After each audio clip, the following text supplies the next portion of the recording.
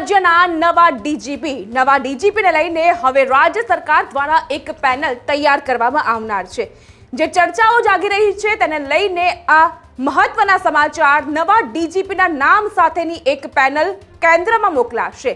વર્તમાન ડીજીપી વિકાસ સહાય કે જેઓ 31 ડિસેમ્બરના રોજ નિવૃત્ત થઈ રહ્યા છે તેવા સંજોગોમાં સીઆઈડી ક્રાઇમના વડા ડોક્ટર KLN રાવ ડીજીપી બનવાના મુખ્ય દાવેદાર મનાઈ રહ્યા છે। ડોક્ટર KLN રાવ 1993 બેચના આઈપીએસ ઓફિસર અને તેઓ ઓક્ટોબર 2027માં નિવૃત્ત થવાના છે। જો કે તેઓની સાથોસાથ અમદાવાદ શહેર પોલીસ કમિશનર GS મલિક પણ ડીજીપી બનવાની રેસમાં આગળ ચાલી રહ્યા છે। GS મલિક 1994 બેચના આઈપીએસ ઓફિસર છે અને તેઓ નવેમ્બર 2028માં નિવૃત્ત થઈ રહ્યા છે।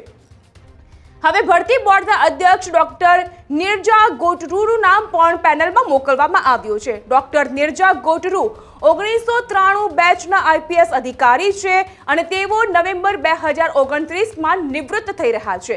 કેન્દ્રમાંથી પસંદગી થયા બાદ રાજ્યના નવા ડીજીપી કોણ બનશે તે અંગેની સત્તાવાર જાહેરાત આવતા સપ્તાહે કરવામાં આવશે।